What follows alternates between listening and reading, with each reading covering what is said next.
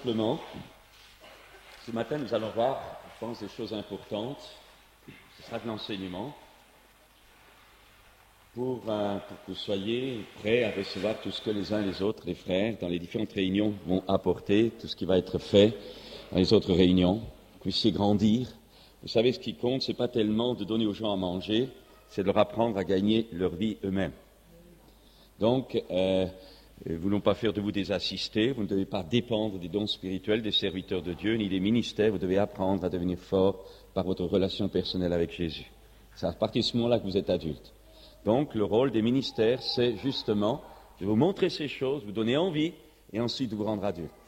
Il y a, si vous voulez, je rappelle donc également que vous avez donc le livre « Guide pratique pour témoigner aux musulmans » qui est là-bas, prix de 30 francs, vous mettez l'argent dans le tronc, cet argent est pour la mission, donc c'est exceptionnel. Ce prix est purement séminaire, et cet argent, j'ai oublié de vous le dire, cet argent des troncs qui est pour la mission servira tout simplement à payer le retour en Afrique de nos missionnaires qui partent en septembre et en octobre.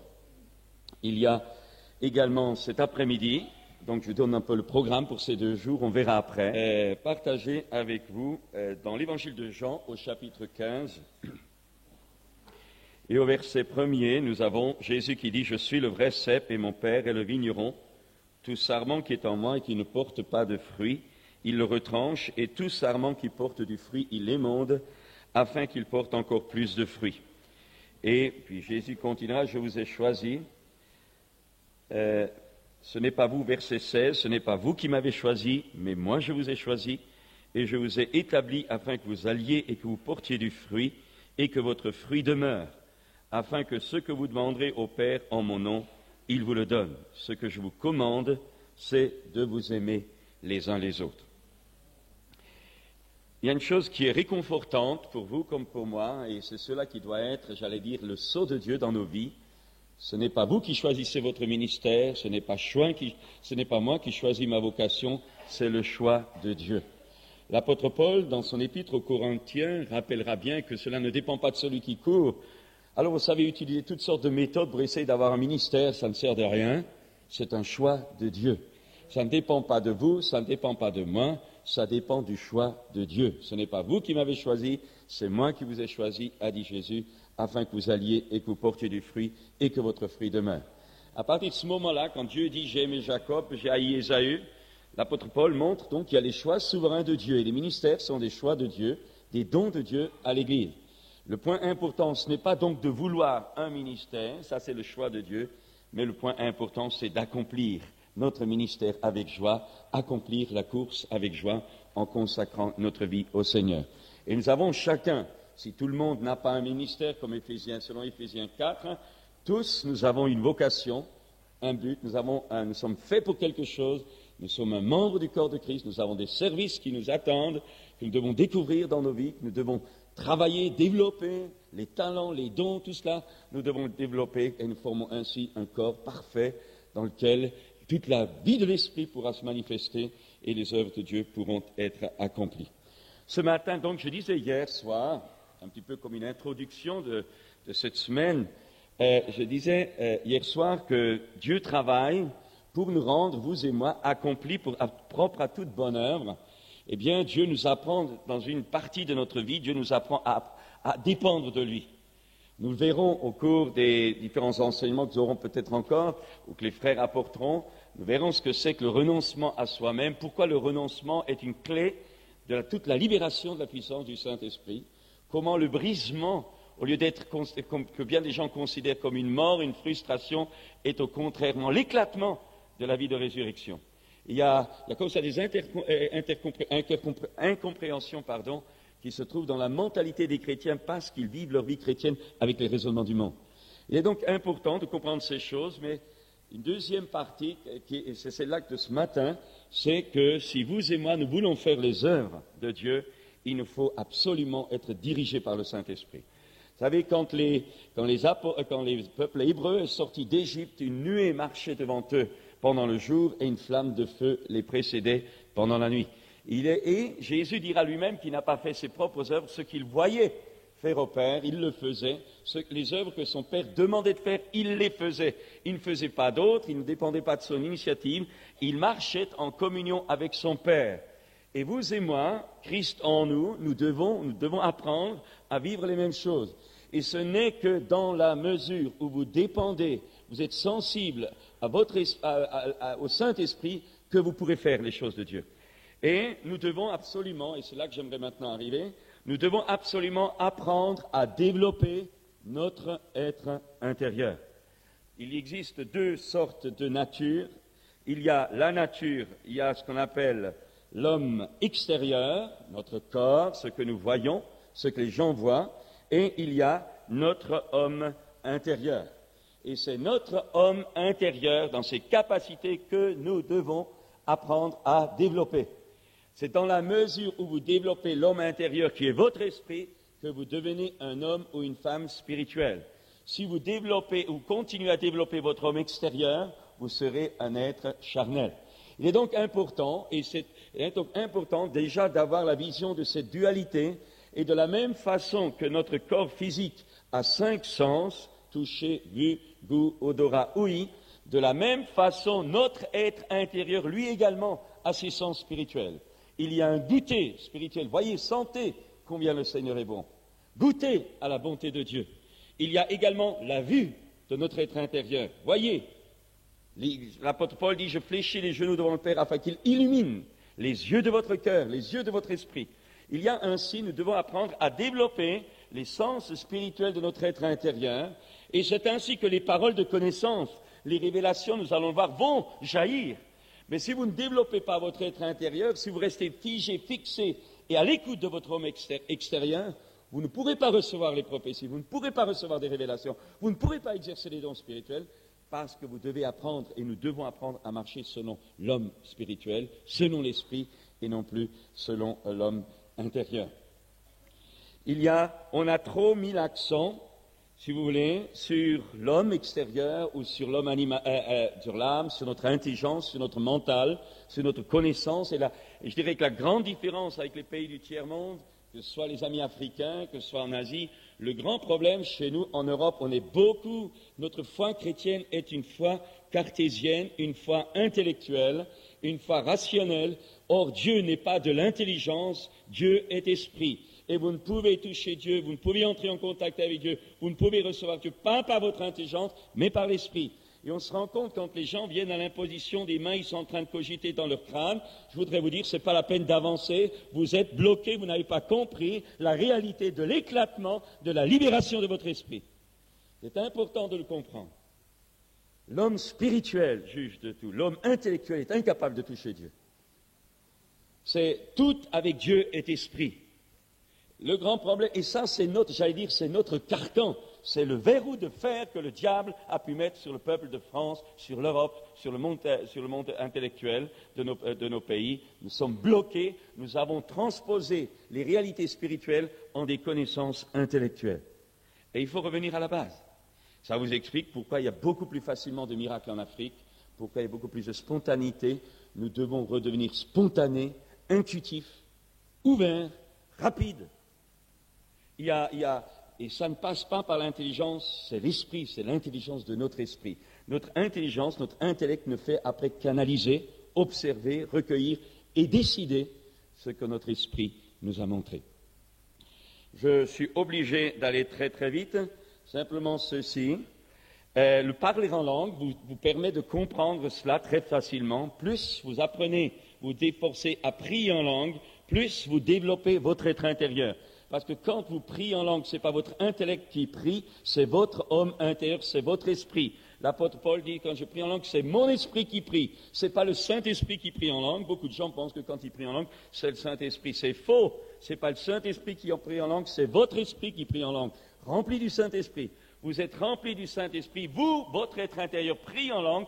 Vous donnez priorité, non pas à votre intelligence, mais vous donnez priorité à votre être intérieur qui, lui, prie sous l'onction et l'inspiration du Saint-Esprit. Et les mots que vous prononcez, c'est le Saint-Esprit qui vous inspire, mais c'est vous qui les prononcez, c'est vous qui parlez. Nous ne sommes pas des robots, nous ne sommes pas des automates, nous ne sommes pas des gens, nous ne sommes pas des devins. Donc, quand je prie en langue, mon esprit est actif, avec bienséance, avec ordre. Si vous voulez, on voit souvent dans certains rassemblements, les chrétiens, ils sont là, alors qu'il y a quelqu'un qui parle, alors que quelqu'un prie, on est tous ensemble, il y en a toujours qui continuent à marmonner en langue. Non, le parler en langue est une maîtrise de soi. Ne pensez pas qu'en vous laissant aller à n'importe quoi, vous êtes spirituel, au contraire, vous êtes charnel. La puissance de Dieu se manifeste aussi dans la maîtrise de soi-même, en tenant sa langue en bride, en maîtrisant son corps, parce que nous donnons priorité à l'homme intérieur. Mais, bien sûr, il peut y avoir inspiration, à ce moment-là, on donne, quand c'est sous la direction du Saint-Esprit, que 2 ou 3 parlent en langue, il l'apôtre Paul, il y a parfois les chants en langue, comme nous le faisons, etc. Mais ce que j'aimerais là vous dire, c'est que notre esprit est capable d'être sous le contrôle de notre intelligence, il doit inspirer notre intelligence, nous collaborons avec notre esprit, avec notre homme intérieur, nous ne sommes pas des robots, nous ne suivons pas n'importe quelle intuition, nous ne suivons pas n'importe quelle pulsion, nous discernons, l'homme spirituel juge de tout, c'est-à-dire discernant tout. C'est important de le comprendre, et alors, notre intelligence va être renouvelée, et nous offrons alors notre corps. Offrez vos corps, dira l'apôtre Paul, comme je vous exhorte, frères, à offrir vos corps comme un sacrifice vivant, saint, agréable à Dieu, ce qui sera de votre part un culte raisonnable. En un mot, votre homme intérieur offre son corps extérieur à Dieu comme un sacrifice vivant. À partir de ce moment-là, vous avez tout compris. Si vous avez réalisé ce que ça veut dire, à ce moment-là, vous êtes devenu spirituel. Et pourtant, bon, je n'ai pas, si vous comprenez, dans un séminaire comme ça, on peut juste survoler les choses, mais j'aimerais maintenant que nous abordions cette réalité. L'homme est un esprit éternel, et lors même que notre homme extérieur se détruit, notre homme intérieur se renouvelle de jour en jour, dit l'apôtre Paul dans 2 Corinthiens 4, verset 16. Et l'Esprit de Dieu rend témoignage à notre esprit, à notre homme intérieur, que nous sommes enfants de Dieu. Et l'apôtre Pierre dira encore, « Ayez la parure intérieure et cachée dans le cœur, la pureté incorruptible d'un esprit doux et paisible qui est d'un grand prix devant Dieu. » Il s'adresse aux femmes, mais c'est également pour nous. L'animal n'a pas d'esprit parce que nous sommes faits à l'image de Dieu. Il faut devenir conscient de notre esprit. Je dis encore ceci, par mon corps, j'entre en contact avec la sphère physique, par mon âme, j'entre en contact avec le domaine intellectuel, par mon esprit, j'entre en contact avec le monde spirituel.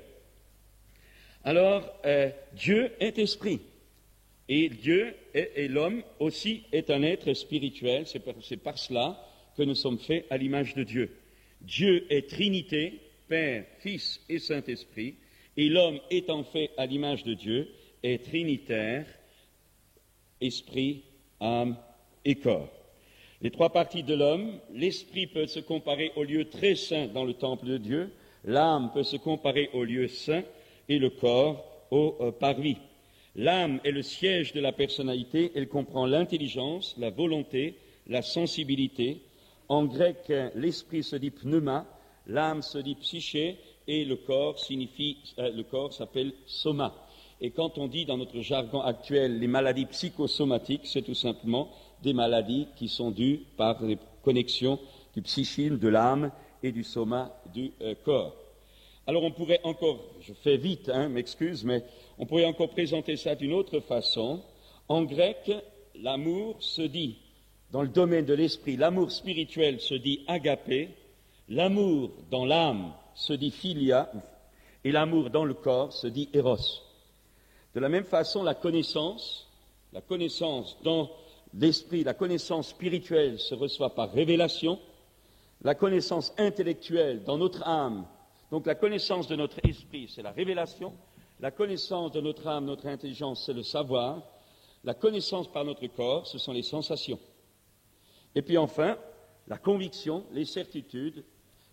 Chaque domaine de notre vie a donc, je répète pour que ce soit bien compris, quand, par exemple, dans le domaine de l'amour, quand mon esprit aime, le grec donne un mot très précis, c'est l'agapé. Quand mon âme, mes sentiments, mon siège, ma volonté, mes émotions aiment, c'est philia. Et quand c'est le corps qui aime, c'est le corps, l'amour érotique, eros. De la même façon, dans le domaine de la connaissance, quand je connais avec mon esprit, c'est la révélation que je reçois. Quand je connais par mon savoir, par mon intelligence, c'est mon savoir intellectuel. Quand je connais par mon corps, ce sont les sensations. Et enfin, en ce qui concerne les convictions, les certitudes, quand j'ai une conviction dans mon être intérieur, c'est la foi du cœur. Quand j'ai une conviction dans mon intellect, dans mon âme, c'est la croyance. Et quand j'ai une conviction avec mon corps, c'est une évidence. Je touche, c'est froid, c'est évident. Alors, la parole de Dieu permet de faire la distinction entre l'âme et l'esprit. Pour marcher par l'esprit, pour grandir spirituellement, il est essentiel de bien faire cette distinction. Et je rappelle que par mon esprit, j'entre en communion avec Dieu. Par mon âme, j'entre en contact avec le monde intellectuel, mais aussi en communication avec les autres, par mon intelligence, mon âme, etc. Et par mon corps, j'entre donc en contact avec le monde physique. Et je voudrais dire, avant de continuer, parce que ça, c'est très très important, tant que vous n'avez pas saisi, réalisé, constaté, vu, être au clair de ce que c'est que l'esprit, l'âme et le corps, vous ne pourrez pas aller bien loin. Tout se fait dans cette révélation. Beaucoup de chrétiens ne connaissent pas par expérience, par réalité, par révélation, par confirmation, par marche chrétienne, ne connaissent pas la différence qu'il y a entre l'âme et l'esprit. Et ça, si vous voulez, comment voulons-nous marcher selon notre esprit si nous ne savons même pas ce que c'est? Et je ne dis pas, nous pouvons lire des bouquins, nous pouvons prendre tout ce que nous voulons, écouter des cassettes, écouter des sermons, ça ne remplace pas la révélation. Vous pouvez savoir intellectuellement, mais vous ne pouvez pas connaître dans votre être intérieur. Il faut la révélation. Et la parole de Dieu partage âme et esprit. C'est par la parole de Dieu que vous découvrez ces choses, d'abord intellectuellement, et dans la prière, et par l'action du Saint-Esprit, et par les circonstances de la vie, c'est Dieu qui va partager, qui va libérer les connexions parfois négatives de votre âme, de vos émotions, de votre personnalité, de votre savoir, avec votre être intérieur qui, lui, doit être dégagé pour devenir le maître de votre personnalité. Alors, il y a 3 manières de marcher. On peut marcher selon la chair. Qu'est-ce que c'est que la chair? La chair, c'est, comme je le dis rapidement hier soir, c'est cette nature de péché que nous avons en nous, qui agit dans nos membres, qui agit dans notre intellect, qui agit dans nos raisonnements. C'est la nature humaine, les conceptions humaines. Nous pouvons marcher selon la chair, mais c'est vicié. Et souvent, cette pensée ou cette marche est souvent contraire à la marche de Dieu. On peut marcher selon Satan, et on peut marcher selon, bien sûr, selon l'esprit. Je vais sauter vite. Je dirais encore simplement ceci. La marche par l'esprit glorifie Dieu, la marche dans la chair glorifie l'homme, la marche selon Satan, selon la puissance du ténèbre, eh bien, donne la puissance, donne la réalité à Satan. Alors, on arrive maintenant, marcher selon l'esprit.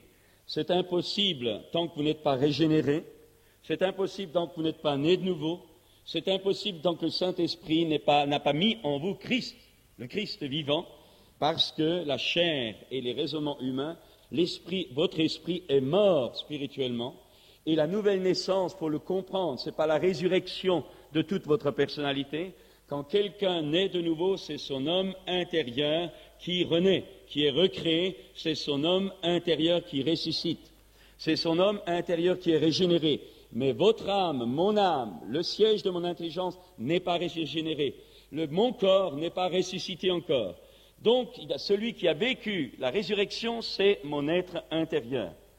Et c'est mon être intérieur que je dois développer et qui, lui, progressivement, au travers de la méditation de la Bible, au travers de l'obéissance, des révélations que le Saint-Esprit donne, eh bien, c'est ainsi que je vais apprendre ensuite à changer mon âme, à modifier mes pensées, à renouveler l'esprit de mon intelligence et également à assujettir mon corps extérieur pour que la puissance du Saint-Esprit me remplisse. Et plus je serai plein de l'Esprit de Dieu, plus mon corps en supportera les conséquences positives. Et comme dit l'apôtre Paul, si l'Esprit de celui qui a ressuscité Christ d'entre les morts habite dans vos corps, il donnera également la vie à votre corps mortel. Et il faut bien comprendre cela. Nous avons la part de Dieu. C'est vous ressusciter intérieurement, vous régénérer. Vous êtes passé de la mort à la vie, de la puissance de Satan à Dieu au moment de la nouvelle naissance, mais ce n'est fait que dans votre homme intérieur.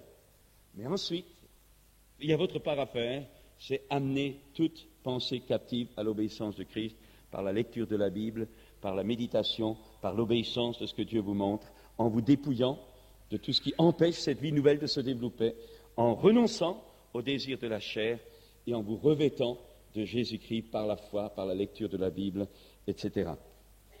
Je dirais ça, un point important dans l'Ancien Testament. Dans l'Ancien Testament, il n'y avait que les sacrificateurs, les prêtres, les rois ou les prophètes ou certains qui avaient un ministère spécial, qui avaient l'onction de Dieu. Mais dans la Nouvelle Alliance, nous sommes tous devenus des sacrificateurs, un royaume de sacrificateurs pour Dieu son Père. Donc, vous n'êtes pas obligé de toujours dépendre des autres. Vous devez apprendre, je dois apprendre à avoir ma source en Dieu directement. Jésus a dit, je suis le cep. Et le cep est un sarment qui porte du fruit. Ce n'est pas un sarment qui est toujours branché sur les autres, c'est le sarment qui est branché sur le cep. Et notre vie doit être branchée sur le Christ, le cep vivant. Et nous acceptons les conseils, l'aide, la complémentarité des autres dans cette vision des choses, non pas en dépendant des autres, mais en dépendant de Dieu. Et Dieu va nous parler, Dieu va nous aider, Dieu va nous compléter par les autres. Ce n'est pas une faiblesse qui nous fait dépendre des autres, c'est le besoin de vie qui nous fait tout recevoir de Dieu au travers des autres. Nous sommes donc, mais nous resterons toujours branchés, excusez-moi du terme, branchés sur Dieu. Notre source, c'est Dieu. Donc, tout ça est accessible. Alors, je dirais encore, allez un peu plus vite, dans le renouvellement de l'intelligence, il est absolument indispensable, et ça je voudrais insister, le grand problème du peuple de Dieu, c'est qu'il attend que Dieu fasse tout après la conversion. Je rappelle hier soir qu'il est absolument, je ne dis pas que ce serait souhaitable d'être baptisé du Saint-Esprit, je vous dis que c'est indispensable. Vous n'êtes pas baptisé du Saint-Esprit, vous serez un chrétien bancal. C'est impossible d'avancer dans la vie, de porter des fruits, d'arriver à la pleine dimension dans laquelle Dieu veut nous amener si nous ne sommes pas nés de nouveau, baptisés d'eau et remplis du Saint-Esprit. Vous recevrez une puissance, c'est nécessaire. Je pense que nous aurons des moments où justement nous occuperons aussi de cela pour ceux qui le font, mais nous ne voulons pas faire ça comme un gadget.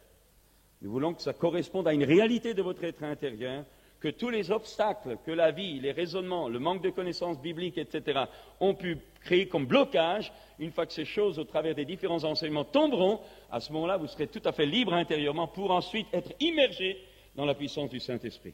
Et il ne faut qu'en partant d'ici, vous ayez qu'il n'y ait aucun qui parte sans être baptisé du Saint-Esprit, à condition que votre cœur soit engagé avec le Seigneur, que vous soyez droit de cœur, que vous soyez honnête dans votre engagement, et que vous fassiez tout ce que Dieu et sa parole vous ont montré. Alors, je dirais que être renouvelé dans l'esprit de notre intelligence n'est pas une passivité. Il y en a qui disent, j'attends que Dieu change mes pensées. Ça ne se passera jamais ou très rarement comme ça. Parce que c'est nous, par la lecture de la Bible, en méditant, qui devons remplacer nos pensées négatives, contraires à celles de Dieu, par des pensées selon la parole de Dieu.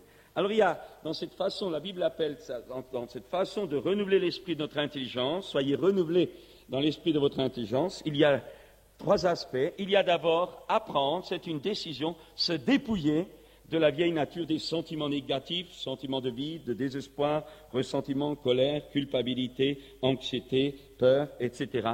Se dépouiller des comportements charnels qu'on sait par la parole de Dieu ou par l'Esprit de Dieu que Dieu n'est pas d'accord. Et puis, c'est se dépouiller des raisonnements du monde, des conceptions que nous avions autrefois, parce que le monde est inimitié contre Dieu. Et si j'ai l'amour du monde, je suis ennemi de Dieu, car le monde est ennemi de Dieu. C'est donc se dépouiller de ces choses-là, apprendre à les mettre de côté parce qu'on sait que ça ne vaut rien. Et deuxièmement, c'est se remplir, c'est se renouveler, c'est être renouvelé dans l'esprit de notre intelligence, c'est alors raisonner comme Jésus raisonne, voir comme Jésus voit, être comme Jésus est. En un mot, se renouveler, se revêtir de Jésus. Le voir dans sa Bible, dans la Bible, le voir comme il est, et transformer notre mentalité en acceptant la sienne, en vivant, en raisonnant d'après la sienne. Et ça, vous ne pouvez pas faire ça tout seul comme ça, intellectuellement, mais vous le faites par la lecture de la Bible, par la prière, par la réception de la révélation du Saint-Esprit qui illuminera, qui rendra vivante la lecture de votre Bible. Parce que la lecture de la Bible, je voudrais vous dire, c'est de la lettre morte aussi longtemps que le Saint-Esprit ne l'illumine pas. Vous savez que les Juifs lisent les Écritures, pour apprendre l'hébreu, les immigrés qui rentrent, lisent tous les Écritures, c'est pas pour ça qu'ils se convertissent à Jésus-Christ. Vous pouvez lire la Bible, moi j'ai lu, étant gamin la Bible, j'avais jamais vu une révélation surnaturelle. Il nous faut la lettre, peut même tuer, ce qu'il faut, c'est l'Esprit. Et la Nouvelle Alliance, l'Évangile, le christianisme, n'est pas une religion de doctrine chrétienne, biblique, c'est de la vie. C'est de la vie. Vous devez donner priorité à la vie, à la lettre, parce que la lettre, vous allez l'interpréter avec votre doctrine qui bloquera bien des libérations de vie. Mais si vous avez la vie, vous la laisserez ensuite s'expliquer par les Écritures. Elle n'est pas contraire aux Écritures, mais elle dépasse largement les Écritures. Alors, c'est important, quand on parlait du premier chemin du chrétien, on ne disait pas la doctrine chrétienne, on disait la voie, on disait le chemin, on disait la vie.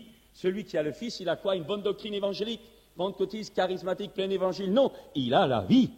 Et ce qui est important, c'est que tu aies la vie. Et Dieu veut que tu aies la vie. Ce qui compte, ce n'est pas ta connaissance, ton intellect, c'est la vie. Il faut que tu aies la vie. Au nom de Jésus, reçois la vie. Je dépends de Jésus. Alors, je pourrais encore dire ceci.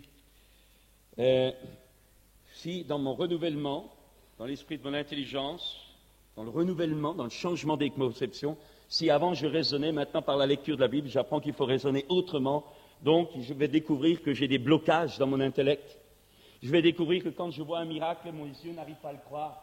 Je vais découvrir que quand je vois quelque chose, mon intellect s'oppose, mais c'est de la folie. Qu'est-ce que c'est? C'est complètement aberrant. Toutes mes structures mentales, tous mes raisonnements, toute mon éducation, toute ma culture, toute l'instruction qui a été plantée en moi depuis mon berceau, tout cela, ce sont comme des forteresses intellectuelles, visuelles, qui s'opposent à la réalité spirituelle qui m'est présentée. C'est ça, l'incrédulité. Et si je dis, attends Seigneur, enlève mon incrédulité, ça ne se passera pas. Mais je dis, ça c'est de l'incrédulité, je brise cette forteresse.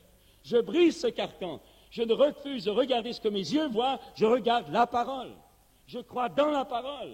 J'apprends à remplacer par la parole ce que mes yeux voient humainement. Et si je suis malade, je me regarde comme guéri. Il y a la bataille.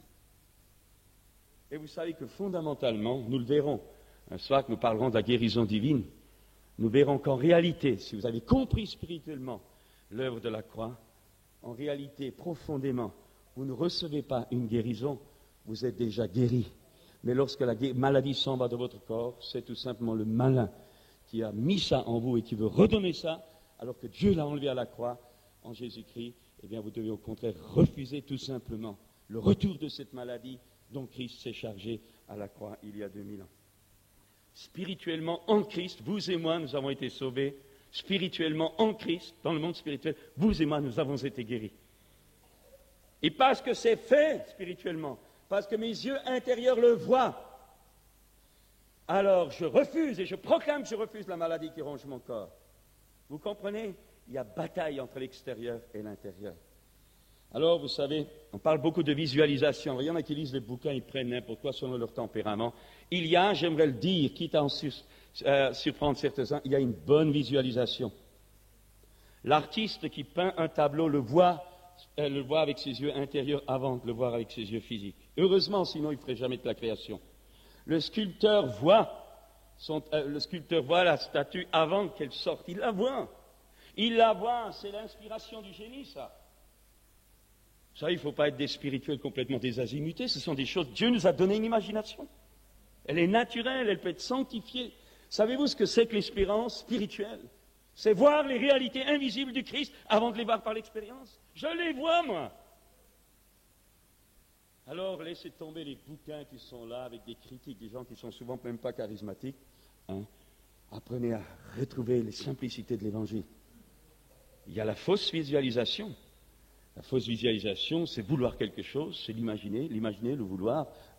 Ça peut devenir démoniaque, c'est sûr. Mais la visualisation des réalités du Christ, l'apôtre Paul a dit, j'ai dépeint devant vous Jésus-Christ crucifié. Il l'a dépeint. Il n'a pas seulement prêché, il l'a dépeint. Et je connais des gens que lorsqu'on leur a dépeint le Christ à la croix, lorsqu'avec leurs yeux spirituels, ils l'ont vu mort pour eux, et ils l'ont vu crucifié pour eux, et ils l'ont vu chargé de leur maladie pour eux, à ce moment-là, en le voyant avec les yeux invisibles, ils ont été guéris instantanément. Il n'y a rien de démoniaque là. C'est incroyable, maintenant on croit plus au diable et aux démons qu'à Dieu.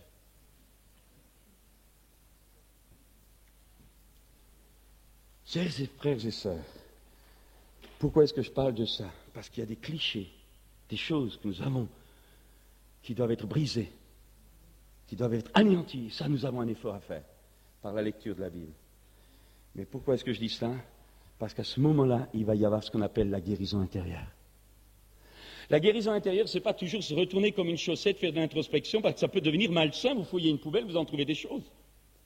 Mais si vous avez compris ce que j'ai dit hier soir, que vous êtes mort avec Christ, que vos péchés, votre passé, toute votre nature de péché a été ensevelie avec Christ, vous dites, mais je sais, je vends, mais on s'en fiche de ce que vous voyez, ce que vous entendez. Vous êtes mort. Vous êtes mort. Vous êtes mort.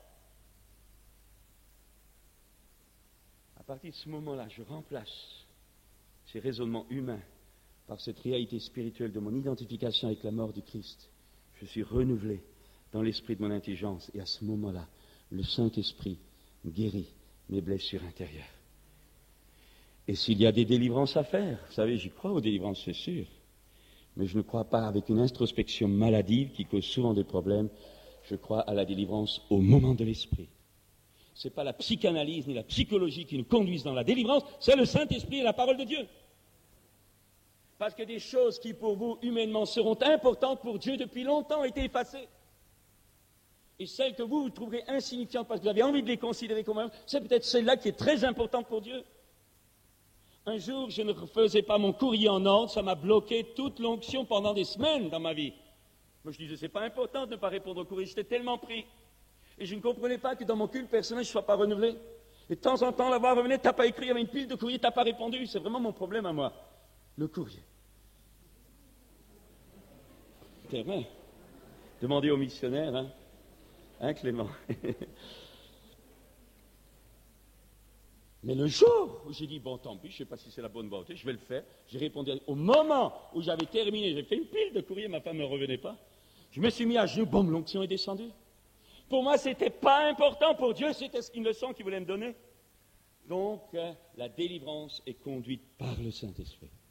C'est pour cette raison, ne vous laissez pas imposer les mains par n'importe qui. Ne vous laissez pas faire de la cure d'âme par n'importe qui. Si vous tombez sur des charcutiers, ils vous charcuteront, mais c'est vous qui aurez les cicatrices. Et malheureusement, comme il y a eu des dégâts de fait, alors tout le monde en porte les conséquences. Mais guérison intérieure, c'est pas... Alors, encore ceci, il faut que je le dise en passant. La guérison intérieure, ce n'est pas la guérison de votre vieil homme. Votre vieil homme, il a été crucifié avec Christ, il est mort. Qu'est-ce que vous allez soigner votre vieux passé? Rien du tout, il est mort. Considérez-vous comme mort. Mais la guérison intérieure, c'est que ces réalités spirituelles de votre mort en Christ soient rendues concrètes par le Saint-Esprit qui vous unit en puissance dans cette mort, dans la puissance de mort qui est en Jésus. Et la guérison intérieure, finalement, c'est simplement être libéré des vestiges physiques ou moraux qui restent de l'emprise de ce vieil homme qui est mort et qui veut désespérément encore garder quelques traces, quelques emprises sur vous. Mais spirituellement, en Christ, vous en avez déjà été libéré et le Saint-Esprit, au moment de la guérison intérieure, vient définitivement engloutir cette écharde dans la mort avec Christ. Mais vous êtes déjà mort dès le départ. Je n'ai pas le temps, mais je continue. Simplement cela. Alors la délivrance, il faut quand même que j'en parle rapidement encore, la délivrance, ce n'est pas une guérison intérieure. La délivrance, c'est simplement votre vie, ma vie, la vie de mes ancêtres peut-être, qui ont pas seulement créé des problèmes de péché, de nature, de déviation, de faute, d'attitude, de comportement, des clichés qui sont en nous, de péché, mais ces clichés de péché ont pu attirer les puissances correspondantes. Si vous pratiquez la magie, un esprit de magie peut venir. Vous pratiquez l'inceste, un esprit d'inceste. Pratiquez l'homosexualité, un esprit d'homosexualité peut venir. Vous n'avez pas forcément un démon. L'homosexualité est d'abord un problème psychologique, mais ça peut attirer, et souvent ça attire une puissance correspondante. Vous commettez un avortement, c'est tout simplement un crime humain, mais ça peut, bien souvent, ça attire, et généralement ça attire un esprit de mort. Donc, par nos péchés, nous attirons des esprits correspondants. Et quand vous vous convertissez, à ce moment-là, bien sûr, votre nature de péché est engloutie dans la mort avec Christ. Et à ce moment-là, par la guérison intérieure ou par l'action de la vie, par la lecture de la vie, par le renouvellement de votre intelligence, à ce moment-là, vous raisonnez autrement, vous agissez plus comme ce monde, vous vous dépouillez du vieil homme et vous vous revêtez de Jésus-Christ, de l'homme nouveau. Mais il faut également chasser le démon qui est venu. Il ne faut pas seulement dire à ta conversion, tu as été libéré, tu as été transformé. Est-ce que tu es libéré? Pas de ta vieille nature. Est-ce que tu es libéré du démon qui est entré dans ta vie à un moment donné? Et il y a beaucoup de gens sauvés, mais pas forcément tout le monde libéré. Comprenez, alors on discute, les gens discutent à la conversion, tout a été changé, patati patata. Il n'y a qu'à regarder vivre la vie des chrétiens, vous vous rendez compte qu'il n'y a pas beaucoup de choses changées. Mais regardez les bagarres, regardez les animosités, regardez le déséquilibre, regardez la faiblesse, regardez la trouille chez les gens. Et dès que vous leur demandez quelque chose, si ça ne leur convient pas, ils vous balancent. Libérez ça. Il y a des païens qui sont mieux que les chrétiens dans ce domaine.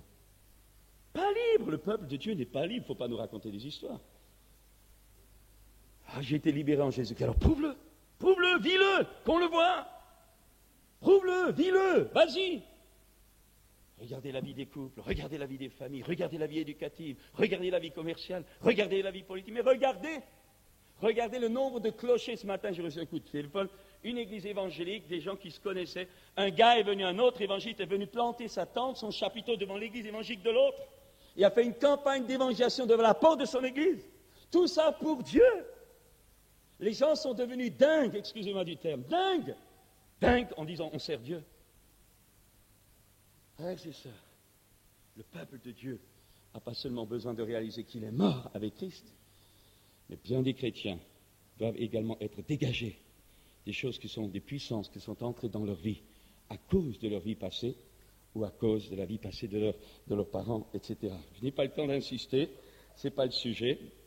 Donc, se dépouiller du vieil homme, revêtir l'homme nouveau, et nous arrivons maintenant dans la marche pratique, et c'est ça que j'aimerais partager avec vous, ce qui est important. C'est ceci, nous verrons peut-être le renoncement à nous-mêmes, mais ce que j'aimerais maintenant, c'est la direction, c'est être très très pratique. Comment faire? Pratiquement, comment écouter la voix de Dieu? Comment ça se passe dans mon crâne? Comment ça se passe dans ma vie? Qu'est-ce qu'il faut que je fasse? Qu'est-ce qu'il faut que je ne fasse pas? Comment je peux être sûr, etc. Alors j'ai mis pour mémoire simplement ceci. Vous et moi, nous devons devenir adultes. Parce que quand des manifestations se font, comme celle de hier, par exemple, ça peut disparaître en 2 minutes. C'est pour ça que je disais au moment, quand vous voyez le moment où l'Esprit de Dieu passe, il ne faut pas lâcher, il ne faut pas être là, bailli au corneille, il faut saisir le manteau. Parce que peut-être ce soir, il ne passera pas. Est-ce que je veux dire, mais ce qui est important, c'est que souvent, vous voyez ainsi, quand les ministères sont en action, quand les dons spirituels sont en action, à ce moment-là, la personne est touchée, la puissance de Dieu agit, mais tôt ou tard, rapidement ou pas rapidement, ça dépend les cas, tôt ou tard, ça va revenir. Il faut vous le dire, ça va revenir. Parce que vous allez être testé, non pas d'après la spiritualité, l'onction, les dons ou le ministère qui vous a guéri, vous allez devoir garder votre guérison par rapport à vous-même et votre relation avec Dieu et sa parole. Immanquablement. Et si certains ont été guéris, c'est souvent au démarrage par la grâce. Nouveaux chrétiens, Dieu n'exige pas tellement de choses. Mais si vous êtes chrétien depuis un certain temps, quand l'Esprit de Dieu vous touche, il faut maintenant que vous gardiez cela. Et c'est là que beaucoup le perdent. On a été visité, on a vécu une expérience, on est content, puis le lendemain matin on se réveille, 2 jours après ou un mois après, oh, tout ce que je croyais, mes rhumatismes que je croyais partis, sont revenus. Dès que vous avez dit ça, vous êtes fichu. Ce n'est pas revenu. Vous êtes en train de vouloir revenir. Et à partir de ce moment-là, votre bataille est une bataille de foi. Votre homme intérieur sait, parce que vous l'avez vu intérieurement, parce que vous le savez, votre maladie a été mise sur le Christ. L'Esprit de Dieu vous a touché, vous l'avez senti, vous n'avez pas rêvé. À partir de ce moment-là, vous le savez, alors vous gardez. Et vous n'êtes pas en train de revenir à l'imposition des mains en disant, frère, c'est revenu, l'autre jour j'allais mieux, j'ai prié pour moi, c'est revenu. Mais non, au moment où vous revenez dans cet esprit-là, vous ouvrez tout grand votre porte pour que la maladie y rentre comme chez elle. Non, ça va revenir, je refuse. Je refuse. Et je me bagarre, je résiste. Alors ça, notre mentalité passive n'aime pas. Mais si tu veux garder ta maladie, alors reprends-la. Mais si tu sais que tu as été guéri, refuse-la. Il vaut mieux être guéri que de traîner, de prier, faire des queues de maladie, des queues de malades, en chaque fois que la maladie revient. Et je le dis honnêtement, vous comme moi, nous ne pouvons pas éviter ce genre de combat. C'est la nôtre, en tant que serviteur de Dieu, ce sera la vôtre. C'est la fonction du corps de Christ, parce que Dieu veut que la parole de Dieu habite dans notre cœur et que nous marchions par la foi, nous sachions ce que nous sommes, nous sachions ce que nous avons en Christ et que lorsque le malin vienne, nous apprenions à exercer notre autorité sur toutes ces choses. Je voulais le dire en passant, et il faut savoir conserver la guérison, la libération, et je dirais encore ceci, il est plus facile de guérir des chrétiens ou de libérer des chrétiens que pour eux de conserver la guérison ou la délivrance. Beaucoup plus facile. La bataille n'est pas souvent dans la délivrance, ni dans la guérison. La bataille est dans la conservation. Pourquoi n'arrivent-ils pas à le conserver? Parce qu'ils n'ont pas vu leur guérison, parce qu'ils ne se savent pas guéris. Ils croient qu'ils sont guéris, mais ils ne le voient pas avec les yeux intérieurs. Ils n'ont jamais vu leur maladie sur le Christ, à la croix. Ils ne le savent pas, ils le croient, ils ne le voient pas. Or, l'espérance, les choses qu'on espère, qu'on ne voit pas encore avec nos yeux fixes, mais on les voit. On est en train de construire une église, mais je la vois, cette église. Vous êtes ici dans un séminaire, c'est en train de se construire, mais quand nous avons démarré ici, on n'avait pas d'argent, on n'avait rien. Oui, demandez aux anciens. Rien, avec un procès en plus de droit, un agent immobilier qui nous avait attaqué. Humainement, c'était fichu, bien des chrétiens étaient même cons. Pas de Dieu, patati patata, vous savez, c'est toujours pareil. Mais on le voyait, ça. On le voyait avec les yeux de notre cœur. L'espérance voit, capable, comme voyant l'invisible, marchant, comme voyant l'invisible. Et si vous habituez à ces choses-là, pas n'importe quoi, tout ce qui est conforme aux Écritures, je le précise bien, et à la parole de Dieu, à un moment donné, vous verrez l'Esprit de Dieu, puisque vous tournez ainsi votre mentalité vers ces choses-là, alors à un moment donné, l'Esprit de Dieu vous donnera des révélations qui, elles, viendront de Dieu. Et à ce moment-là, vous agirez. Jésus dira, « Mes brebis entendent ma voix, et elles ne suivent pas un autre. » Pourquoi y a-t-il tellement de clivages? Pourquoi y a-t-il tellement de divisions? Pourquoi y a-t-il tellement de victimes? Pourquoi y a-t-il tellement d'exploitation du peuple de Dieu? Pourquoi y a-t-il tellement d'embrigadement? Pourquoi y a-t-il tellement de chrétiens qui suivent des hommes et qui ne suivent pas Jésus-Christ? Pourquoi y a-t-il tellement de bagarres, et je dirais un témoignage aussi lamentable que le nôtre? Parce que les gens ne savent pas ce que c'est que la voie du berger. Sinon, ils ne suivront pas un autre. Ils ne suivraient pas un autre. La faiblesse du peuple de Dieu est tragique dans le monde. Quand on voit, vous savez, un jour, il y a eu un bouquin qui était sorti sur la délivrance. Quand je vois les réactions que ça soulève, je dis, mais c'est pas possible. Si moi je ne suis pas d'accord avec la couleur de cette batterie ou de ce truc-là, c'est mon droit. Mais râler après le constructeur parce qu'il l'a fait noir et pas jaune, c'est comme ça. On n'est pas d'accord, on râle. Mais ce qui est surtout c'était comme des écailles qui sont tombées de mes yeux, mais je dis, c'est pas vrai. Combien le corps de Christ est fragile. Combien le corps de Christ est pauvre. Combien le corps de Christ est ignorant. Combien le corps de Christ est incapable de se mesurer à la puissance des démons qui viennent, qui sont en train de descendre sur notre planète et dans l'Église. Incapables! Ils sont en train de discuter sur le sexe des anges, ils sont incapables de concevoir qu'un démon puisse se manifester. C'est trop fort, c'est de la légende, on m'a dit c'est de la légende. Demandez un peu à Clément en Afrique si c'est de la légende. Mais c'est plus seulement en Afrique, chez nous c'est aussi autant là-bas. Alors, comment marcher réellement? Alors, bien sûr, je fais vite, il y a des choses que vous devez savoir quand même. C'est la révélation des Écritures. Lire la Bible, demander au Saint-Esprit à ce qu'il va rendre vivant, qu'il vous révèle la vie profonde des Écritures, qu'il ne vous révèle pas seulement la connaissance de ce que ça veut dire, parce que la connaissance qui ne vient pas par la vie est une connaissance humaine, donc forcément estropiée, mais qu'il donne la connaissance de vie, que la vie de ces Écritures vous conduise dans la connaissance, pas la connaissance de l'âme, mais la connaissance de l'Esprit.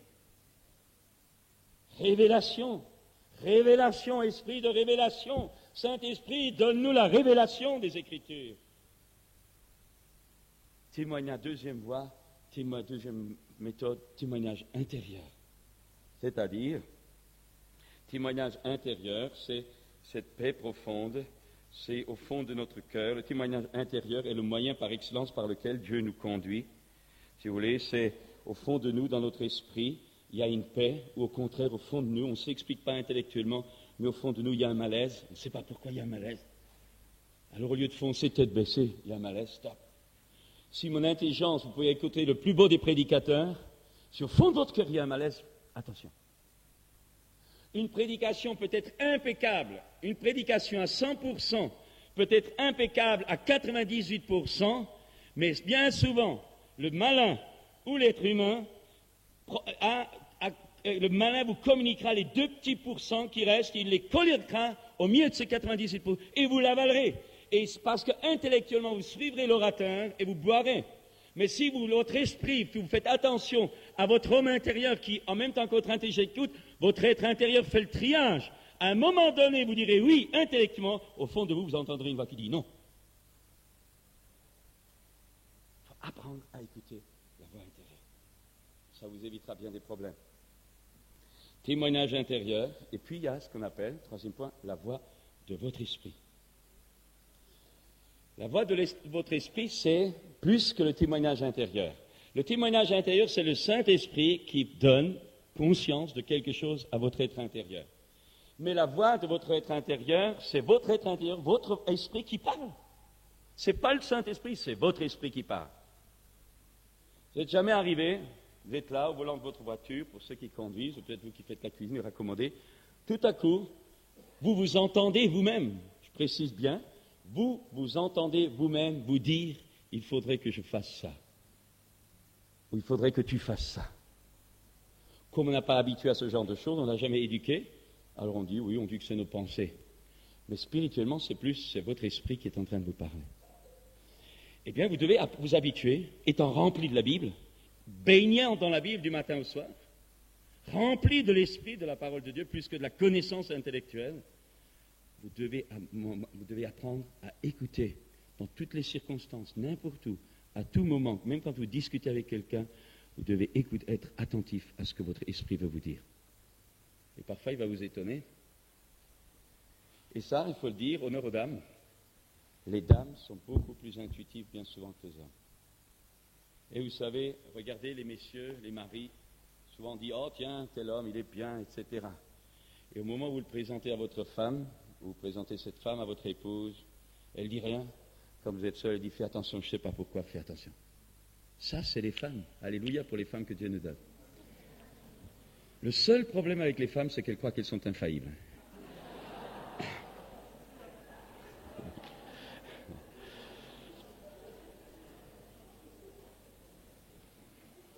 Alors, si au fond de nous, dans notre esprit, un signal d'alarme, un malaise, une résistance peut-être même légère, une intuition d'insécurité, c'est la lumière rouge. Stop, attends. Même si c'est un grand prophète. J'ai vu des prophètes dans mon ministère donner des prophéties pendant un quart d'heure, et pendant les quarts d'heure, 10 minutes étaient bonnes, les dernières 5 minutes, c'était à mettre au panier. Ils y peuvent rien, ils sont comme des hommes. Et c'est là que j'apprécie certains frères. On va parler parce que, par exemple, je prends Fernand Berthold avec qui nous collaborons. Vous savez, il y a une sorte d'association de ministère qui est en train de se faire entre nous, et c'est formidable. J'apprécie un homme comme ça. Tu ne le diras pas. Tout simplement pourquoi?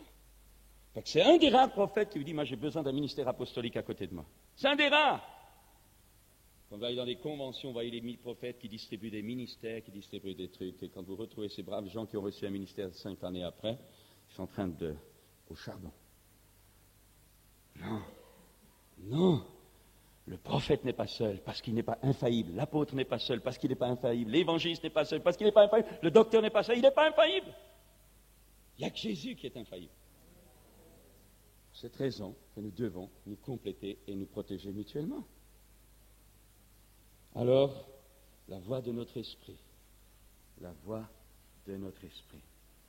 Et puis, il y a l'exception. Alors ça, ce sont, j'allais dire, ne cherchez pas toujours à recevoir une prophétie, ne cherchez pas toujours à gripper quelqu'un. Vous savez, il y a une pression incroyable pour les serviteurs de Dieu qui ont, j'allais dire, une résonance publique. Pourquoi?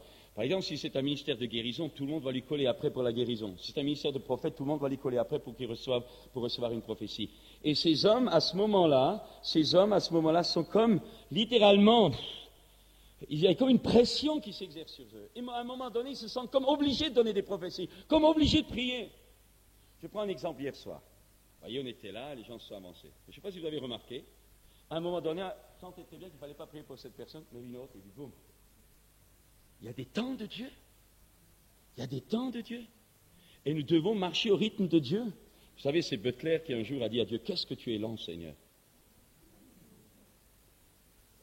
Et vous savez ce que Dieu lui a dit? D'après toi, je suis lent, mais tu sais, moi, je ne me trompe jamais. Alors, maintenant, dépendez de votre être intérieur. Vous ne dépendez pas des visions. Vous ne dépendez pas des toisons. Vous ne dépendez pas des prophètes. Vous dépendez de Dieu qui est en vous. Vous savez, l'adresse de Dieu, c'est en vous. Le code postal de Dieu, c'est CEDEX, mon cœur.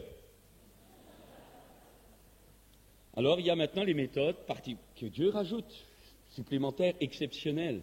C'est la voix maintenant, non plus de notre être intérieur, mais la voix du Saint-Esprit. Je ne dis pas ça, mais c'est assez rare, mais ça arrive. Un jour, je l'ai entendu, je regardais autour de moi. J'avais l'impression qu'il y avait un haut-parleur. C'était la voix du Saint-Esprit. Samuel, quand il a entendu là, Samuel, il a couru, il a cru que c'était Élie. Ça arrive. C'est rare, on aimerait que ce soit tout le temps. Il y en a qui l'ont tout le temps, mais ça, ils sont comme Jeanne d'Arc. Vous savez, moi, je veux dire quelque chose, je suis impressionné par le nombre de personnes qui disent toujours le Seigneur m'a dit, mais ils vous collent des complexes, ces gens. Comment le Seigneur parle 24 heures sur 24, toujours le Seigneur m'a dit, pire qu'une télévision. Je dis pas ça, je caricature un petit peu, mais je dis, mes amis, soyons clairs, le Seigneur peut vous dire par votre être intérieur, le Seigneur peut vous dire par votre conscience, mais quand vous dites le Seigneur m'a dit comme une voix, c'est autre chose. Donc vous voyez, et quand nous utilisons n'importe quel vocabulaire, les nouveaux chrétiens sont complètement déphasés et s'imaginent des trucs qui ne correspondent pas du tout à la réalité. Faites attention au vocabulaire que vous utilisez pour exprimer votre façon de recevoir ou de vivre. Je pourrais vous dire encore que dans mon expérience de jeune chrétien, parce que j'ai mal interprété certains textes comme mort avec Christ, c'est plus moi qui vis, mais c'est Christ qui est en moi, j'ai cultivé une passivité meilleure que celle des orientaux. Résultat, au bout de 6 mois, j'ai été lié pieds et mains par une puissance démoniaque. On m'a dit, il ne faut plus que tu bouges. Ce qui n'est pas du Saint-Esprit, alors tu ne bouges plus. Si tu n'es pas poussé par l'Esprit, tu ne parles pas. Si tu n'as pas vu, tu ne fais pas. Alors j'étais là. Quand je me sentais poussé, j'arrêtais plus. Complètement lié. Mon intelligence a été prise, mais j'avais mal compris. J'avais peur d'être charnel.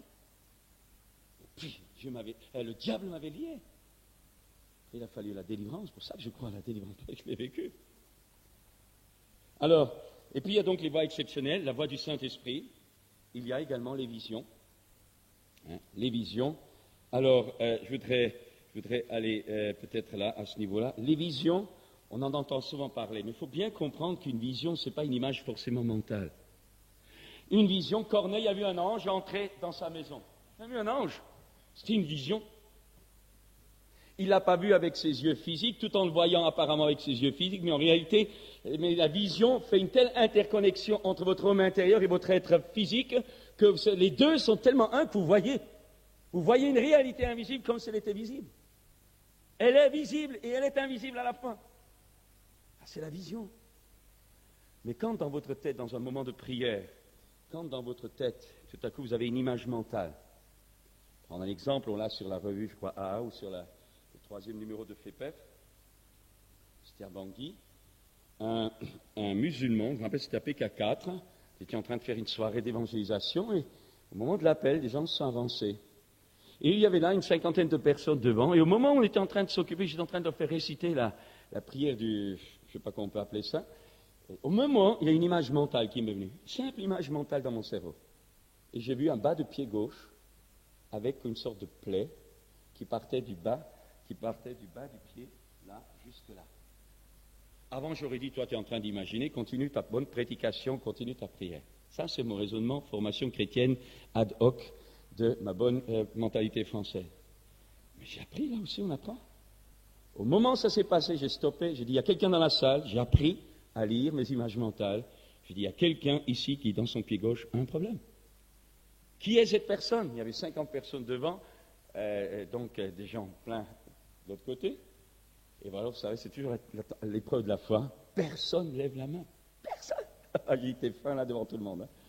Vous savez, les gens, ils veulent voir les grands miracles. Vous oubliez les élans de foi, l'abnégation, la crucifixion de notre orgueil. Rien.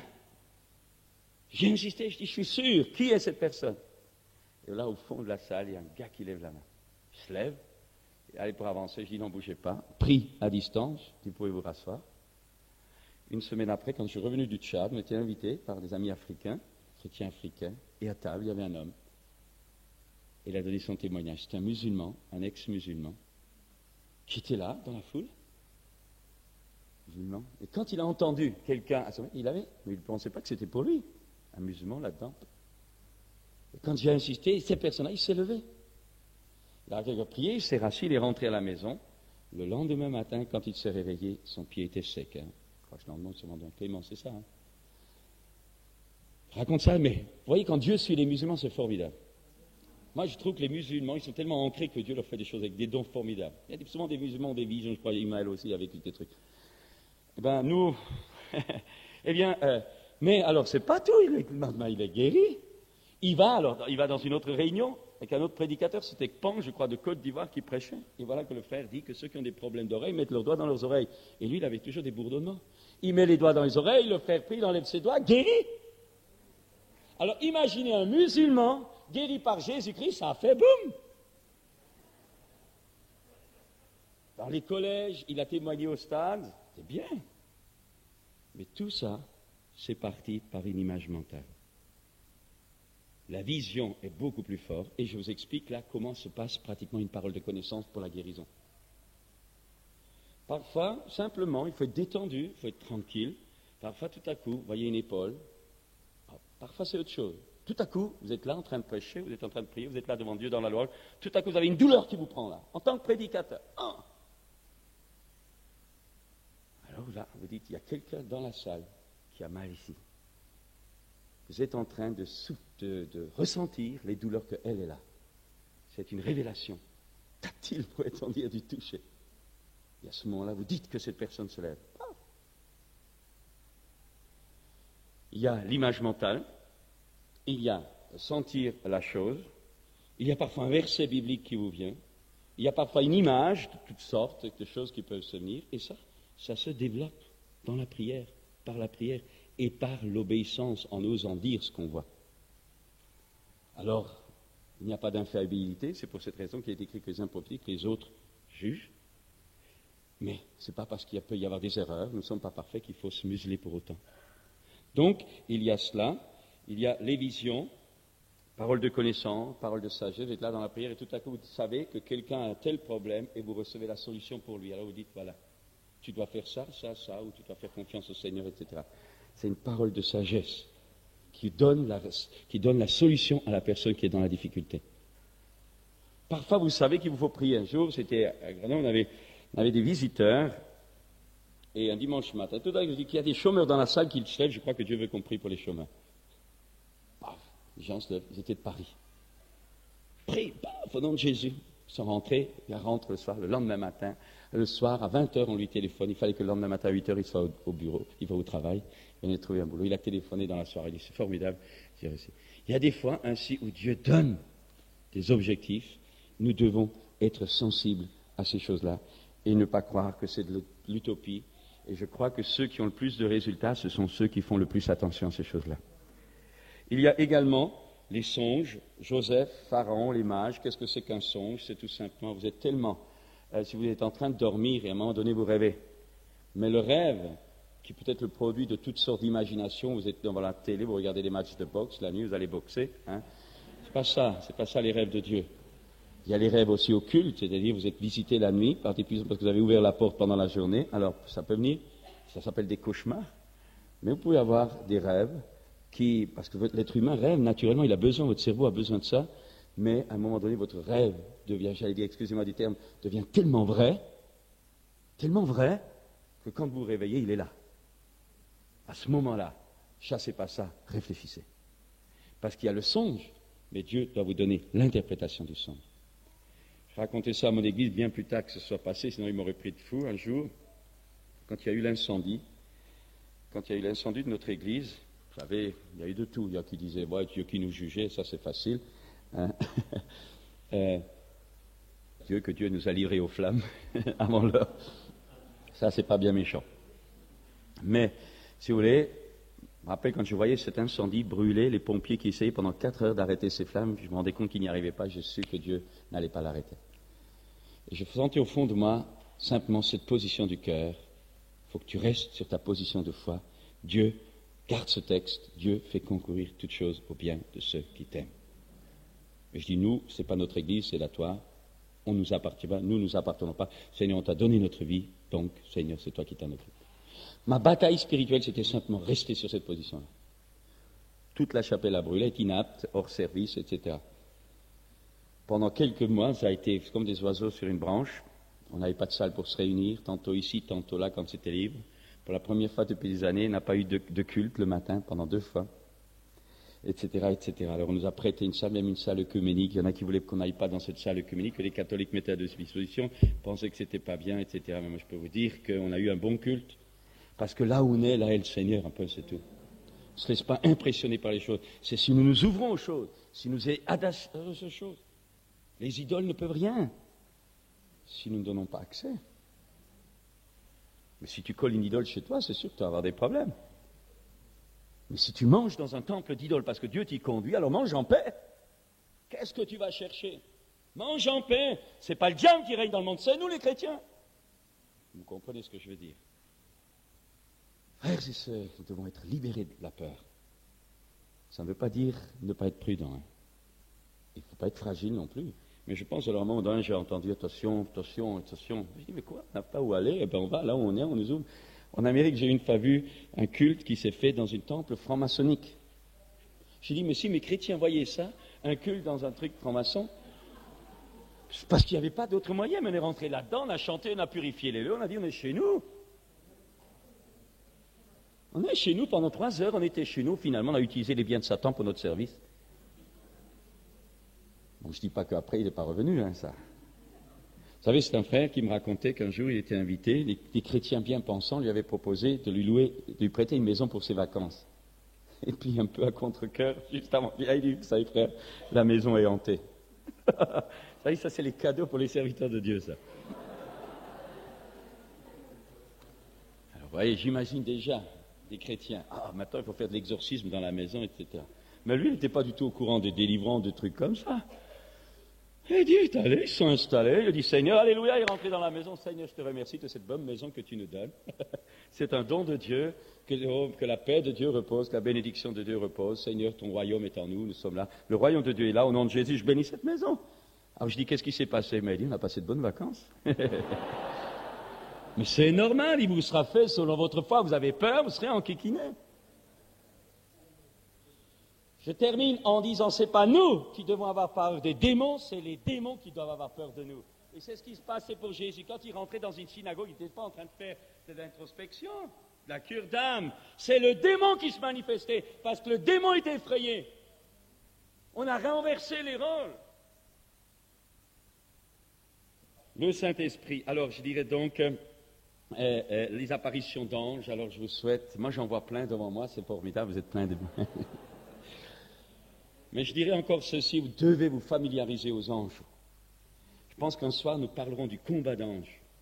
On en parlait à Grenoble, mais je pense qu'avec le Notre Père, on va reprendre ça ici. Il faut que vous sachiez que dans les fins de temps, nous verrons de plus en plus les anges se manifester. Il faut revenir. Il y a la part du Saint-Esprit, il y a la part de Dieu, il y a la part du Christ, il y a notre part, mais il y a également la part des anges. Et nous devons savoir comment ces choses-là s'articulent dans le combat spirituel qui a lieu. Et alors, il y a les anges qui peuvent nous dire, imaginez qu'un ange tout à coup frappe, arrive au milieu de nous, frères et sœurs. Oh, j'ai su que tu as prié pour un château en Espagne, alors Dieu te le donne. Bien sûr que non. Hein. Quoique, si c'est pour faire une bonne communauté vivante. Hein. Mais donc, les anges, et puis également, comment écouter ces choses, parce que je vois que le temps est avancé, comment écouter ces choses. Alors, les conditions pour bien écouter, c'est être sensible au Saint-Esprit, être disponible, parce que je vais vous dire quelque chose. Vous recevez, vous voyez, mais si vous ne faites pas tout est anéanti. Vous pouvez anéantir votre ministère, vous pouvez anéantir une bonne prophétie qu'on vous a donnée, et vous pourrez ensuite pointer du doigt en disant c'est un faux prophète. C'est pas vrai, c'est toi qui n'as pas fait ce que tu devais faire. Un jour, si on parlera de la mise à mort, etc., on parlera des 7 étapes de Jacob, de Joseph. Il y a des étapes pour arriver à l'accomplissement prophétique. Il y a des étapes. Tu peux anéantir le dessein de Dieu à ton égard. Et puis il y a des prophéties qui sont conditionnelles. Être disponible au Saint-Esprit, s'exercer à l'écoute, et puis enfin, savoir attendre. Dieu peut te dire quelque chose que tu ne recevras que dans 10 ans. Et si Dieu estime que ça doit être dans 10 ans, 1 jour, 1 minute et 1 seconde, il faut que tu attends 10 ans, 1 jour, 1 minute, 1 seconde. Et si tu râles parce que ça s'est fait seulement en 9 années, ou que tu veux que ça se fasse en 9 années, tu n'auras rien. Comprenez, il y a toutes nos mentalités qui sont toujours pressées. Voilà. Imaginez que maintenant je tire, imaginez que cette fleur ne soit pas encore là, qu'elle était à cette époque-là. En fait. Imaginez que je tire de toute... Imaginez que je tire de toutes mes forces pour la faire pousser plus vite, mais vous dites, mais t'es fou, quoi. Mais c'est comme ça que les chrétiens se prennent par le coup spirituel et ils se tirent pour pousser plus vite. C'est pas parce que tu mettras une chemise qui est plus grande avec des manches plus longues pour toi que tu grandiras spirituellement plus vite. Comprenez, il y a un rythme de vie, un rythme de croissance qui ne dépend pas de vous d'abord, qui dépend d'abord de la vie. À vous d'écouter la vie et de lui obéir. C'est important, frères et sœurs. C'était Jean-Marie Ribet qui nous racontait dimanche matin. Il disait un jour, il y a des chrétiens, c'est en Afrique, je crois, des chrétiens qui trouvent sur la porte d'un de leurs copains, je vais me pendre. Aïe, aïe, aïe, aïe, je vais à la forêt, je vais me pendre. Il savait à peu près où ils allaient, tout le monde court après, tégram. Et bref, il dit, oh là là, il s'est pendu, qu'est-ce que c'est? Et tout à coup, il y a un de ses frères qui arrive et il le voit. Pendu de loin, il le voit pendu à un arbre. Il arrive. Et tout à coup, il fait, il s'était pendu à la main. Il avait mis la corde, il s'était jeté dans le vide et il était resté suspendu. Alors tout le monde, heureusement, ils l'ont détaché. Puis quand l'effervescence s'est un peu calmée, il lui dit, mais on est content que tu as fait ça. Mais pourquoi tu l'as fait? Pourquoi tu t'es pas pendu? Parce que normalement on se pend au cou. Alors l'autre a dit, oui, mais au cou, j'avais peur que ça m'étrangle.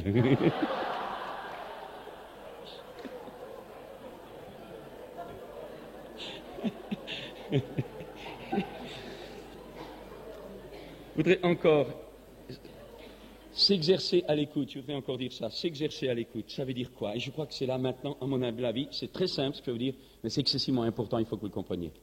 Pour beaucoup de chrétiens, et c'est là que je vous donne la clé de base pour le mener, c'est que pour beaucoup de chrétiens, écouter le Saint-Esprit, c'est rendre l'intelligence passive, serrer les dents ou pas serrer les dents, hein? C'est être raide ou pas raide, c'est prendre le truc relax, chewing-gum. Je caricature, bien sûr. Quoique je crois que ce n'est pas normal que des chrétiens mâchent du chewing-gum dans une réunion. Je ne pense pas, je ne vois pas Dieu là-dedans, hein, excusez-moi. Mais bon, alors, t'es là, et si vous voulez, alors qu'est-ce que ça veut dire s'exercer à l'écoute? Ce n'est pas le vide mental, et j'attends que la super voix vienne, parce que ça peut être un démon qui peut venir à ce moment-là. Qu'est-ce que c'est savoir s'exercer à l'écoute? Je vais prendre un exemple. Vous êtes en train de savoir quelle chose il faut que vous fassiez dans tel ou tel domaine. Alors au lieu d'être là, passif, attendant, faisant le mort, jusqu'à ce qu'un flash vienne dans votre cerveau, pas ça. Beaucoup le font, c'est pour ça qu'ils ne vivent rien. Mais non. Vous connaissez l'histoire de la pompe. Vous savez, dans les vieilles fermes, on avait une pompe, hein, on pompait. Mais quand la pompe n'était pas amorcée, le vide s'était fait, et vous pompiez, c'était de l'air qui venait. Et il fallait verser de l'eau dedans, on s'appelle amorcer la pompe, et quand l'air était évacué, alors l'eau venait.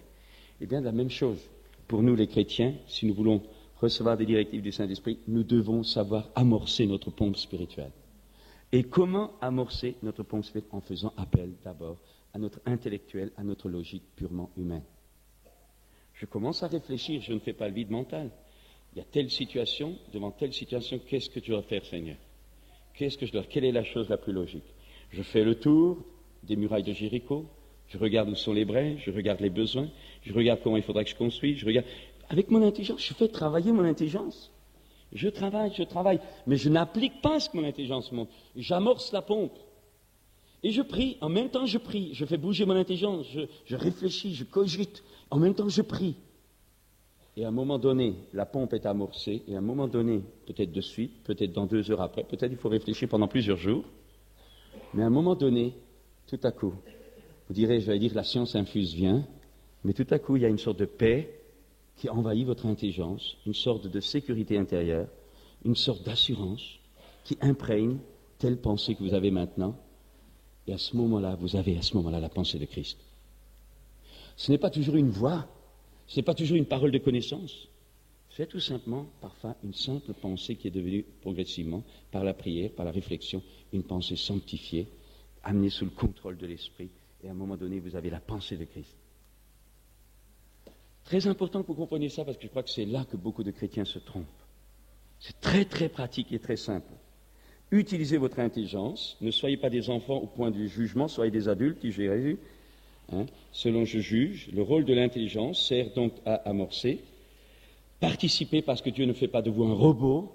Nous ne sommes pas des orientaux qui faisons le vide intérieur, vide mental, déconnexion totale. Alors là, vous savez, il y a des choses qui vont venir.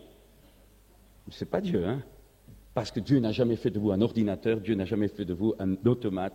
Dieu a fait de vous son enfant. Il collabore avec vous, il collabore avec toute votre personnalité et votre intelligence est aussi voulue de Dieu. Sinon, ce matin, vous seriez là tous avec vos têtes sur l'oreiller dans la tente. Comprenez cela, c'est toute votre personnalité. Dieu travaille avec toute votre personnalité. Tu aimeras le Seigneur ton Dieu de tout ton cœur, ton esprit, de toute ton âme, ton intelligence, et de toute ton pensée, de ton intellect. Voyez, ça fait partie des bagages de Dieu. Mais toutes ces choses doivent, par la prière, être imprégnées de Dieu. Soyez relax. Je pense que ce terme relax, je ne l'aime pas beaucoup, mais il explique quand même dans des générations ce que ça veut dire. Soyez détendus. Ce n'est pas parce que forcément que vous hurlerez. Et puis enfin, sachez attendre. Il nous est dit de la nuée dans le désert qui conduisait le peuple d'Hébreu, quand la nuée s'arrêtait, il s'arrêtait. Elle s'arrêtait un jour, il s'arrêtait un jour. Elle s'arrêtait 10 jours, il s'arrêtait 10 jours. Il s'arrêtait un mois, il s'arrêtait un mois. Acceptons d'attendre, ça forme notre caractère très pressé. Comme dit Clément souvent, vous ici en Europe, alors qu'est-ce que... on ne sait plus vivre. Savoir attendre, sachez attendre avant de prendre une décision. Ne prenez aucune initiative sans avoir reçu cette chose-là, sans être passif pour autant. Et si vous traversez une épreuve et que vous êtes là dans la prière, sachez attendre jusqu'à ce que Dieu vous parle. Je vais m'arrêter là parce qu'il y aurait beaucoup de choses à dire, mais je m'arrête là. Il y a des tests à appliquer pratiquement dans toutes ces choses-là. Ce sont les tests de la parole de Dieu. Vous serez testé dans votre connaissance de la Bible. Vous serez testé dans votre attitude d'obéissance à ce que Dieu attend de vous. Il y a des gens qui veulent toujours des grandes choses pour obéir, alors que Dieu leur demande d'abord des petites choses, ça ils ne veulent pas obéir. Et ils disent pourquoi les autres ont des ministères, pas eux, tout simplement parce que tu es désobéissant. La désobéissance, ce n'est pas un grand truc ou un petit truc, la désobéissance, c'est simplement une réaction à ce que Dieu te demande, à n'importe quoi, grand ou petit.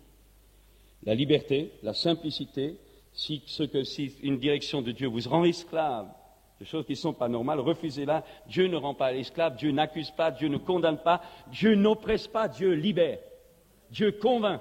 L'accusateur accuse, Dieu, lui, le Saint-Esprit, même dans nos péchés, nous convainc. Il n'accuse pas, il nous convainc. C'est un autre esprit. La simplicité, le bon sens.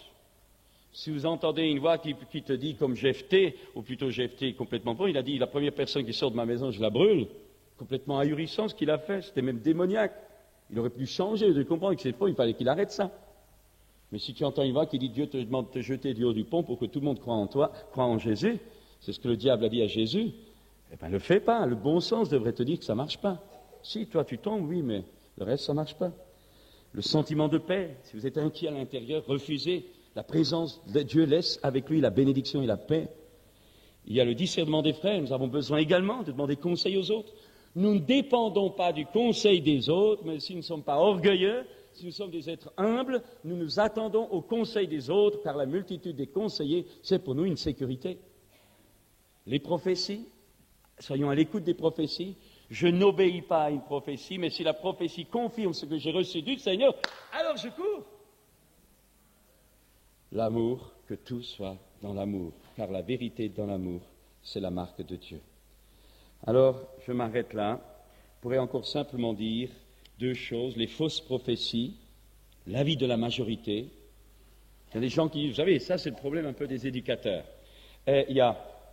On pense que maintenant il faut organiser un conseil, on va tous discuter, et c'est de la majorité de l'entendre, on a tous décidé, on va être dans la pensée de Dieu. Mais la majorité, dans bien des cas, a souvent été réalité d'erreur. On a vu parfois un seul bonhomme avoir raison envers tous. C'est la vie. L'avis de la majorité peut être un piège. Jésus n'a jamais eu la majorité avec lui. À la fin, à la croix, il se trouvait seul d'ailleurs.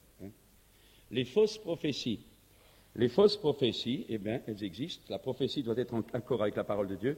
Elle doit être encourageante, édifiante et confirmer ce qu'on a reçu ou ce qu'on recevra directement du Seigneur. Les toisons, alors ça, c'est quelque chose de très répandu dans le peuple évangélique. On va demander une toison à Dieu. C'est la jeune fille à l'école biblique qui sait qu'à telle heure, le garçon vient avec sa voiture et il va la garer là. À l'heure elle plante, même matin, elle se met là où la voiture va venir et dit « Seigneur, si ce frère vient à telle heure et gare sa voiture là, c'est que tu me donnes comme époux futur. »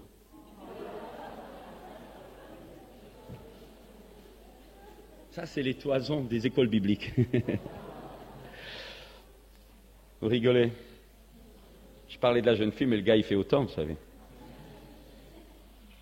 Il y a les toisons forcées, il y a les toisons que le diable vous donne. Vous dites, Seigneur, si c'est ta volonté que j'aille là, fais qu'une lettre arrive de cette région, fais que je reçois une parole. Et voilà que le lendemain, vous recevez une belle lettre de cette région ou sur le lendemain, le temps que le postier du diable vous l'envoie, hein, et vous recevez, vous dites ça, c'est la volonté de Dieu, merci Seigneur. Faux, complètement faux. Il y a des gens qui se sont mariés comme ça. Seigneur, donne-moi un signe que le garçon qui me sourit, c'est lui. Mais ça, c'est encore pas trop tragique. Mais quand il y a des signes surnaturels qui se font, puisque c'est surnaturel, on y va. Mais tout surnaturel n'est pas de Dieu. Et si tu demandes une toison, c'est peut-être le diable qui t'en a donné une. Alors comment faire? Eh bien, nous sommes les chrétiens de la Nouvelle Alliance. Nous ne dépendons pas d'une toison, nous dépendons du Saint-Esprit qui est venu habiter en nous. C'est autre chose. Et si toutes les toisons te disent d'aller à gauche, et si ton être intérieur te dit t'y fie pas, vous connaissez cette blague, je taquine un peu. Un jour, il y a un homme qui était en train de se noyer sur la rive, il y avait plein de gens qui donnaient des conseils. Alors l'un dit appelle au secours, l'autre dit crie plus fort, le troisième dit prie Saint-Antoine. Et le dernier dit t'y fie pas, nage.